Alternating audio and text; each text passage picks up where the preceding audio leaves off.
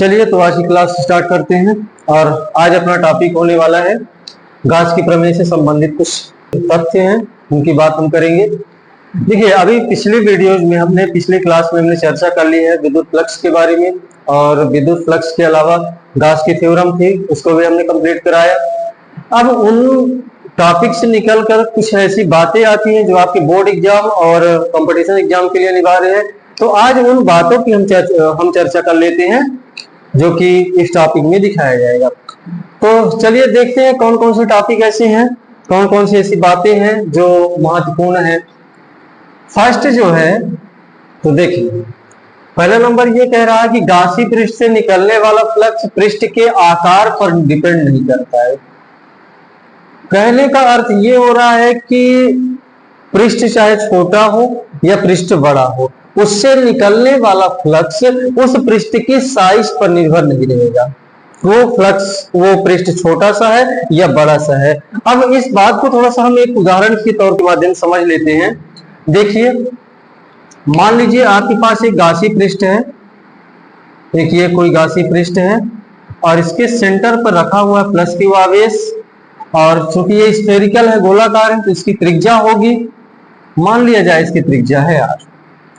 इस पृष्ठ के लिए हम थोड़ा सा इस बात को सिद्ध करके देखते हैं, प्रूव करते हैं कि कैसे होती है। अब आपको बताया गया है कि फ्लक्स निकालने का जो फार्मूला होता है वो होता है ईडीएस कॉस थीटा।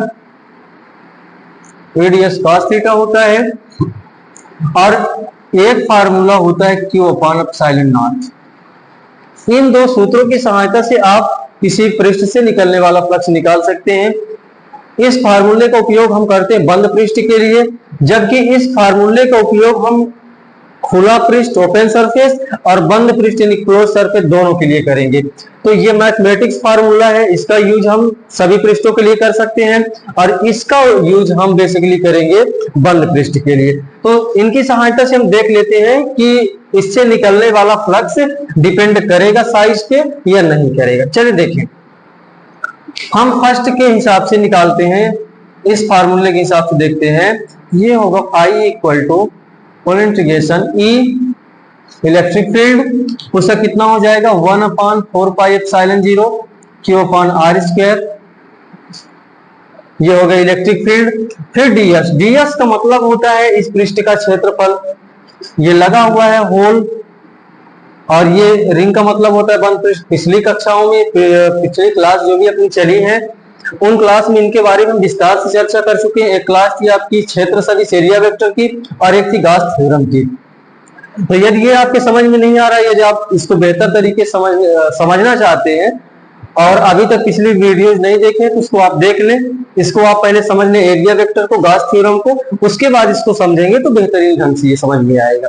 चलिए देखिए अब इसको कैसे हम देखते हैं। तो E की वैल्यू हम निकाल लिए, ये होगी ds, ds यानी क्षेत्रफल हो गया। फिर क्या हुआ cos थीटा, तो cos थीटा, तो थीटा क्या होता है कि थीटा होता है इलेक्ट्रिक फील्ड E और ds के बीच बनने वाला कोण होता है। तो यहां पर ये गोलाकार पिंड है, तो यहां इसकी सरफेस पर इलेक्ट्रिक फील्ड की दिशा भी यही होगी और डीएस की दिशा भी यही होगी, अर्थात इनके बीच आप देखें तो कोई कोण नहीं बन रहा है। तो यदि कोई कोण नहीं बन रहा तो यहाँ हम क्या लिख देंगे cos 0 डिग्री। तो क्या निकल के आएगा, फाई इक्वल टू निकलेगा whole integration 1/4 pi epsilon 0 Q upon R square DS. cos 0 की वैल्यू होती है 1 हो गया। अब देखें, क्योंकि ये कांस्टेंट होती है, बताया गया है आपको कांस्टेंट होती है क्योंकि इस सरफेस के प्रत्येक जगह पर इलेक्ट्रिक फील्ड एक यूनिफॉर्म होता है, मतलब एक समान होता है। इसको हम ये बाहर निकाल लें तो ये हो जाएगा phi equal to 1/4 pi epsilon 0 into Q upon R square, और ये हुआ ds। इसकी भी वैल्यू रख देते हैं क्योंकि इसका मतलब क्या हो रहा है, संपूर्ण क्षेत्रफल, इस पृष्ठ का संपूर्ण क्षेत्रफल। तो क्या निकल के आएगा, देखिए फाई इक्वल टू निकलेगा 1/4 pi epsilon 0 Q upon R square into ये स्फेरिकल है, गोला है, तो इसका क्षेत्रफल कितना हो जाएगा 4 पाई आर स्क्वायर। देखिए 4 पाई से 4 पाई घटेगा, आर स्क्वायर से आर स्क्वायर घटेगा, यानी फाई इक्वल टू कितना निकला क्यू अपॉन एप्सिलॉन। ये बात निकल आई। अब हम प्रूव क्या करना चाह रहे थे, किसी पृष्ठ की साइज बढ़ाने पर या घटाने पर फ्लक्स पर क्या क्या फर्क पड़ेगा, ये क्या अंतर होगा, उस बात की हम बात कर रहे थे। तो देखें, जैसे अब इसको हम थोड़ा सा बढ़ा दें, इस पृष्ठ को बढ़ा दें। जब हम पृष्ठ को बढ़ाए तो सपोज दैट, मान लीजिए अभी छोटे वाले पृष्ठ की त्रिज्या थी r, अब हम जब पृष्ठ को बढ़ा दिए तो इसकी त्रिज्या हो गई 2r, इसकी त्रिज्या रेडियस हो गई 2r। अब इसका हम फ्लक्स निकाल के दिखाते हैं बड़े वाले पृष्ठ का। तो बड़े वाले पृष्ठ का क्या हो जाएगा, देखें, फाई इक्वल टू उसी फार्मूले का आपको इस्तेमाल करना है। तो integration 1/4 pi epsilon 0, 1/4 pi epsilon 0 हो जाएगा q upon r square ds और cos, इधर भी 0 होने वाला है क्योंकि यहाँ भी क्षेत्र की दिशा और पृष्ठ की दिशा एक ही साइड है, दोनों के बीच में एंगल बनेगा 0 डिग्री का। फिर इसको जब हम सॉल्व करते हैं तो देखिए एक चीज, यहाँ आपने यहाँ त्रिज्या यानी दूरी कितनी लेके रखी है 2r, तो यहाँ आप क्या कर लेंगे 2r का स्क्वायर, स्मॉल r कर दें तो ठीक रहेगा, स्मॉल r का स्क्वायर हो जाएगा, ये हो गया 2r का स्क्वायर। ये फिर इसको आगे सॉल्व करें तो फाई इक्वल टू क्या बनेगा, देखिए ये कांस्टेंट होता है, इसको आप सीधे बाहर निकाल सकते हैं 1/4 pi epsilon 0 into q upon 2r का होल स्क्वायर, और अंदर बचेगा अपना कितना ds, क्योंकि cos 0 की वैल्यू 1 हो जाएगी, मल्टीप्लाई करने पर ds आएगा। और ये ds, अब इस पॉइंट को तो आप समझ ही रहे हैं, ये क्या है, पूरे पृष्ठ का क्षेत्रफल है, सरफेस है, इसकी वैल्यू क्या हो जाएगी, फाई इक्वल टू हो जाएगा 1/4 pi epsilon 0 q upon 2r square into ये होल इंटीग्रेशन अर्थात पूरे पृष्ठ का क्षेत्रफल। पूरे पृष्ठ का क्षेत्रफल का भी सूत्र मैंने क्या बताया, 4 पाई r स्क्वायर। तो देखिए 4 पाई r स्क्वायर, इस बार r आपकी कितनी है 2r है, तो आप इसको लिख लेंगे 2r का स्क्वायर, ये हो गया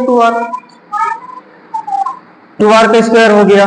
देखिए 2r का स्क्वायर, अब इसको सॉल्व, 2r से 2r कट जाएगा, 4 पाई से 4 पाई कटा, देखिए कितना आएगा, फाई इक्वल टू कितना आया q upon epsilon not. In those condition, दोनों स्थितियों में आप छोटे पृष्ठ का निकालें q अपॉन एप्सिलॉन 0, बड़े पृष्ठ का निकालें q अपॉन एप्सिलॉन 0, अर्थात ये बात आपको प्रूफ हो चुकी है, किसी बंद पृष्ठ से निकलने वाला फ्लक्स उसके साइज पर डिपेंड नहीं करता, उसके पृष्ठ से कोई मतलब नहीं कि पृष्ठ आपका छोटा है या बड़ा है, उस बात पर निर्भर नहीं करता। चले अब बात को हम आगे बढ़ाते हैं। चले तो दूसरे पॉइंट की हम बात करें। दूसरा पॉइंट ये कहता है कि गासी पृष्ठ से निकलने वाला फ्लक्स पृष्ठ के, बस इसको हम पूरा नहीं लिख रहे हैं, इसका जो मेन पॉइंट उसको लिख देते हैं, पृष्ठ के या पृष्ठ की आकृति यानी शेप, आकार पर निर्भर नहीं करता। किसी क्लोज सरफेस से निकलने वाला इलेक्ट्रिक फ्लक्स उस पृष्ठ की बनावट पे डिपेंड नहीं करेगा, उसकी बनावट किसी भी प्रकार की हो सकती है, वो उससे निकलने वाला फ्लक्स उसकी शेप पे नहीं जाएगा, उसकी बनावट पे डिपेंड नहीं करेगा। और इस बात को गास के नियम में, गास का जो फार्मूला निकला था वो क्या था, q अपॉन एप्सिलॉन नॉट, ये था q अपॉन एप्सिलॉन नॉट। इसमें किसी भी जगह ये बात नहीं कही गई है कि इस सूत्र को आप देख के समझ सकते हैं, इस सूत्र में क्या कह रहा है, केवल अपने को मतलब है किससे, q यानी आवेश,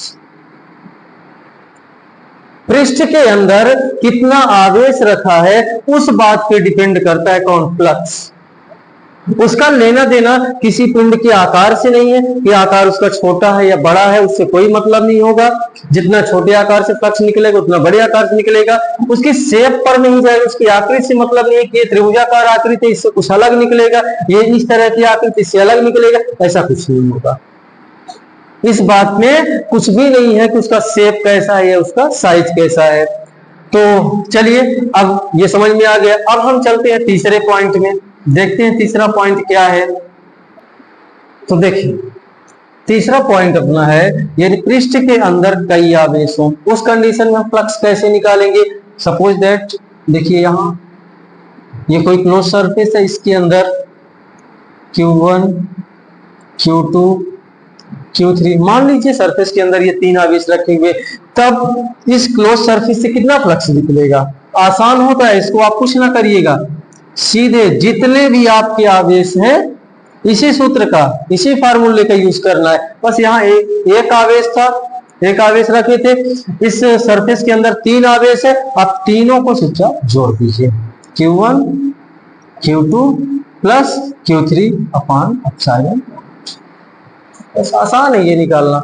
जितने भी आवेश सरफेस के अंदर है उन सभी आवेशों को आप जोड़ दें, निकल आएगा फ्लक्स।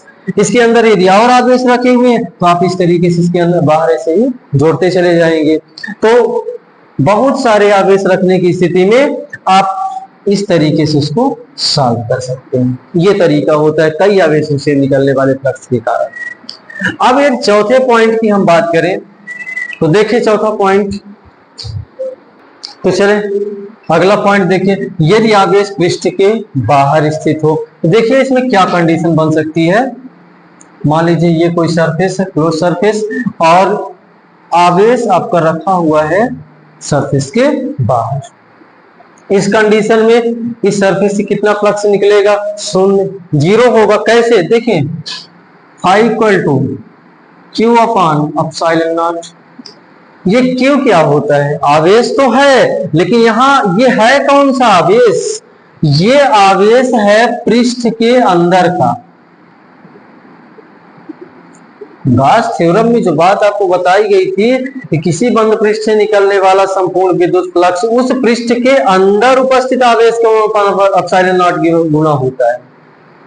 यानी यहाँ जो गॉस की प्रमेय में आप सूत्र का यूज करते हैं, उस सूत्र में जो ये Q होता है, ये Q आवेश पृष्ठ के अंदर का है, यानी इस सरफेस के अंदर जो आवेश होगा उसकी बात यहां कर रहा है। तो आप रखेंगे तो क्या हो जाएगा? 0 अपान एप्सिलॉन नॉट, क्योंकि यहां पर जो आवेश रखा गया है कि सरफेस के बाहर है, हमको सूत्र में लेना है सरफेस के अंदर। सरफेस के अंदर तो कोई आवेश ही नहीं है, जब आवेश नहीं है तो वहां 0 रखेंगे, तो ये फाई कितना निकला? 0। इसका मतलब क्या हुआ कि यदि किसी पृष्ठ के बाहर आवेश रखा हुआ है तो इस पृष्ठ से होकर कोई फ्लक्स नहीं गुजरेगा, अर्थात यहां से गुजरने वाले फ्लक्स की संख्या 0 होगी। चले फिर अगला पॉइंट इसका, यदि कुछ आवेश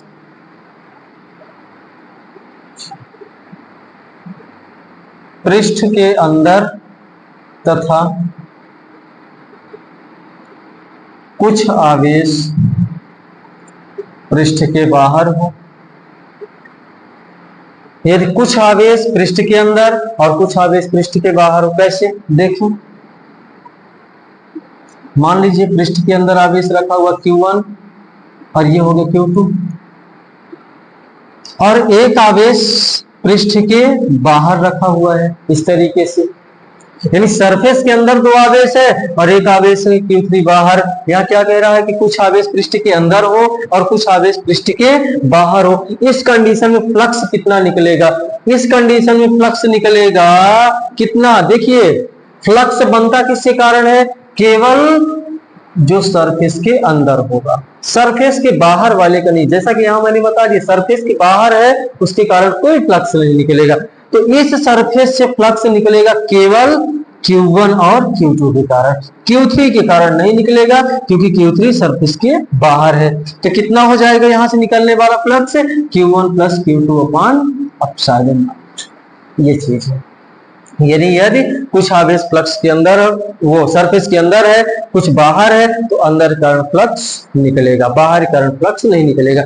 लेकिन एक चीज, फ्लक्स तो नहीं है, Q3 के कारण फ्लक्स तो नहीं होगा। यदि इलेक्ट्रिक फील्ड की बात करेंगे आप, तो फिर इलेक्ट्रिक फील्ड यहां होगा, इलेक्ट्रिक फील्ड होगा, आवेश के कारण विद्युत क्षेत्र बनेगा। केवल क्या नहीं होगा? फ्लक्स नहीं निकलेगा। यदि वो पृष्ठ के बाहर है तो उसके फ्लक्स में उसका कोई योगदान नहीं रहेगा। ठीक, अब हम आगे चर्चा को बढ़ाएं। इसका जो अगला पॉइंट कहता है, देखिए क्या है वो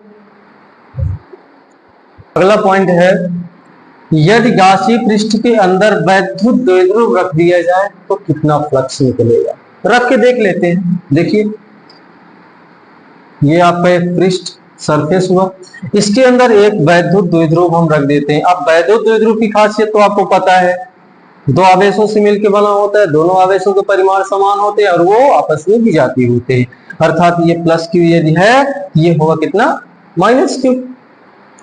अब इस वैद्युत द्विध्रुव को रखा गया है कहां, सरफेस, क्लोज सरफेस के अंदर। हमें देखना क्या है कि इस क्लोज सरफेस से कितना फ्लक्स निकलेगा। कौन सी कंडीशन में, जब द्विध्रुव रखा गया है। तो देखिए क्या होगा, इस कंडीशन में क्षेत्र रेखाएं निकलेंगी इधर और जाके समाप्त होंगी कहां, माइनस पे,